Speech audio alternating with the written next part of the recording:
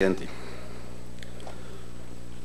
Por demás está subrayar la enorme importancia y pertinencia de este debate.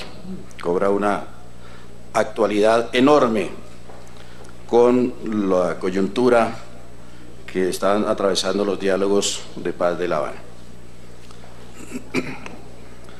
Habría que empezar diciendo que este gobierno tiene un fracaso absolutamente inapelable, sin ningún tipo de atenuantes, y un fracaso evidente en el tema del narcotráfico y la lucha contra las drogas.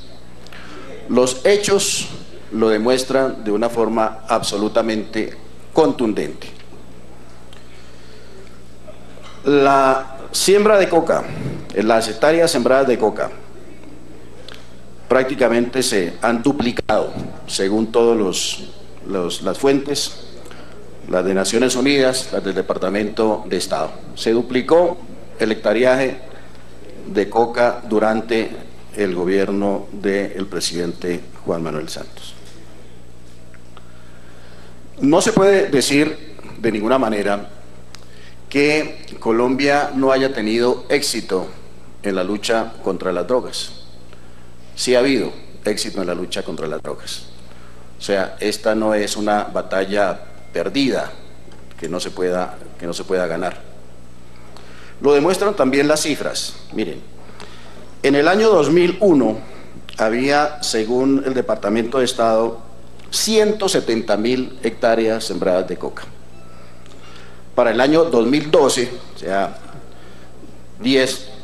11 años después, esas hectáreas se habían reducido de 170.000 a 78.000. Ya una caída vertical. Cayó a la mitad, 53% la caída de las hectáreas de coca. Según Naciones Unidas, en el 2001 había 144.000 hectáreas de coca sembradas. Para el año 2012, esas 144.000 se habían reducido a 47.000. Es decir, según las Naciones Unidas, la reducción había sido de un 67%. Algo se estaba haciendo bien para haber tenido esa reducción tan significativa, tan importante, al punto que Colombia dejó de ser el primer productor mundial de coca. Le cedimos ese puesto a otros países andinos, Perú, Bolivia. Y algo se tiene que estar haciendo mal durante este gobierno para que esa caída en picada de las siembras de coca durante los 10 años anteriores se haya prácticamente revertido. Y a partir del 2013 se empieza un crecimiento sostenido de las hectáreas sembradas de coca. Se ha duplicado el hectareaje y se ha triplicado la producción potencial de cocaína. O sea, los hechos son absolutamente inapelables. El gobierno de Santos ha fracasado en la lucha contra las drogas hasta el momento. Es un total y absoluto fracaso. Esto no es, digamos, ajeno al hecho de que simultáneamente al crecimiento de las hectáreas sembradas de coca y la multiplicación por 3 de la producción de cocaína, pues se haya reducido tanto la erradicación manual voluntaria en un 70% entre el 2010 y el 2015, se redujo en un 70% la erradicación manual, y las fumigaciones se redujeron en un 64%. Estos hechos no son casuales, digamos. Pero yo creo que hay algo más, y es que este tema del narcotráfico, la producción de coca, que es, digamos, el origen, el punto de partida, es un negocio, ilícito, mafioso, lo que sea, pero es un negocio. Es un negocio donde además parece que funciona como en ningún otro, la ley salvaje de la oferta y la demanda, pero también las expectativas. Y yo creo que parte del fracaso de este gobierno en la lucha contra el narcotráfico se nota en el hecho de que las expectativas para los cocaleros y los narcotraficantes son supremamente favorables. Han venido mejorando las expectativas. Por dos razones fundamentales. Porque el riesgo de sembrar coca y de traficar se ha reducido y los beneficios se han incrementado. Entonces, bajan los riesgos, suben los beneficios. ¿Por qué han bajado los riesgos? Los cocaleros tienen la absoluta certeza en este gobierno de que no van a ser objeto de fumigaciones sus cultivos.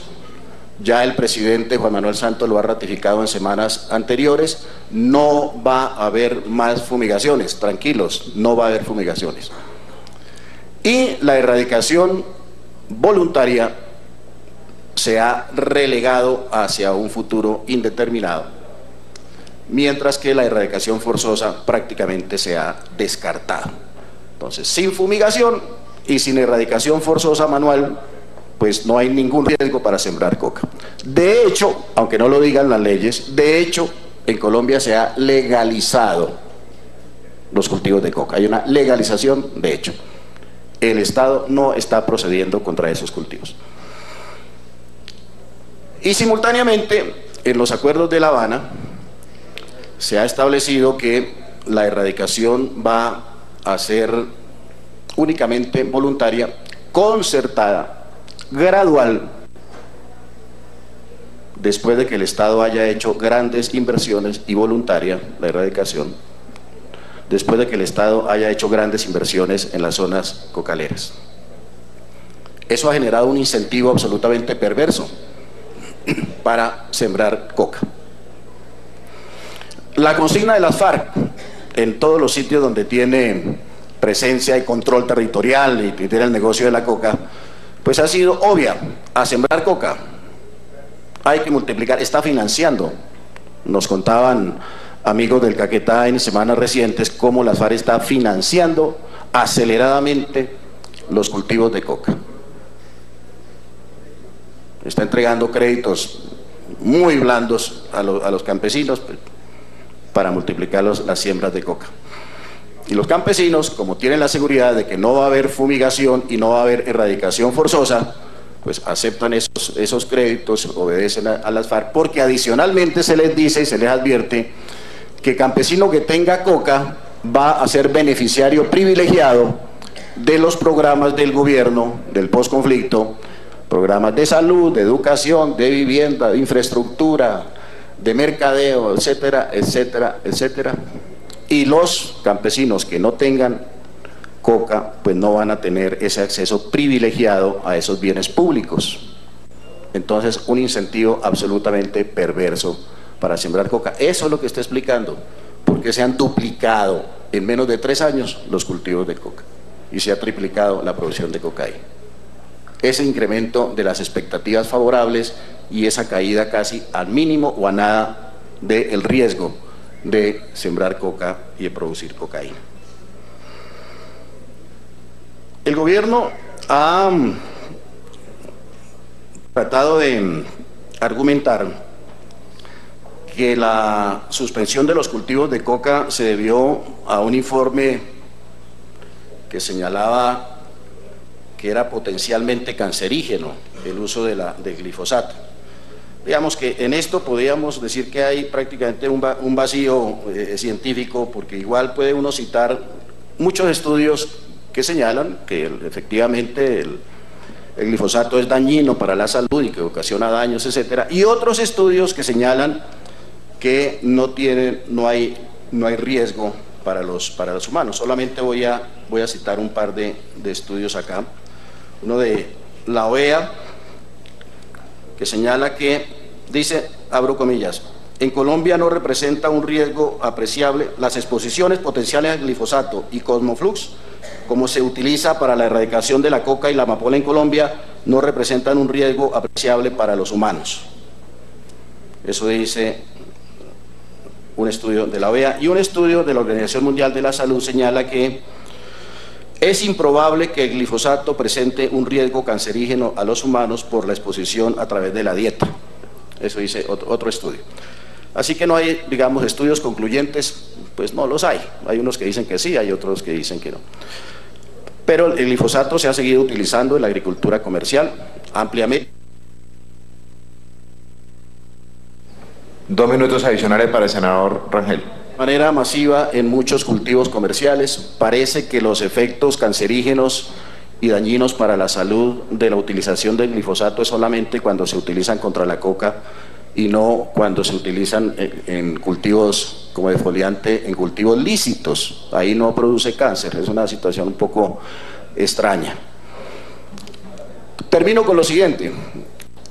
El hecho de que el crecimiento de los cultivos de coca y el crecimiento exponencial del narcotráfico en nuestro país, que ha ido acompañado, digamos, como causa-efecto de las expectativas que han creado los acuerdos de paz de La Habana, obligan a una revisión. Ese es otro punto que habría que revisar, una revisión de los acuerdos de La Habana con relación al narcotráfico. Porque los negociadores han debido por lo menos tener un poquito de, digamos, de prudencia, un poquito de advertencia, el no propiciar el crecimiento de los cultivos de coca. ¿Por qué razón, por ejemplo, los negociadores no señalaron una raya, una línea roja?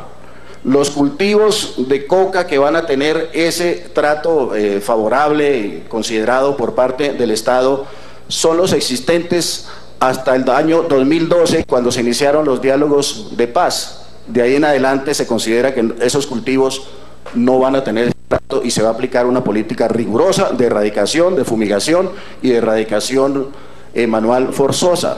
Pero no, como no establecieron ningún límite, pues todo cultivo va a ser objeto de ese trato benevolente por parte del Estado. Todo esto hay que sumarle, obviamente, que en los acuerdos de La Habana se establece que el Estado renuncia a la acción penal contra los cultivadores y extingue la acción penal contra quienes están vinculados a ese negocio. Otro riesgo menos, pues, que tiene el cultivo de coca en el país. Concluyo diciendo, es posible luchar exitosamente contra el narcotráfico en Colombia. Los hechos lo han demostrado, la historia lo ha demostrado. El gobierno tiene que dar un viraje radical en su política contra el narcotráfico, porque así como vamos a seguir nadando en el futuro en mares de coca y en producción de cocaína. Muchas gracias.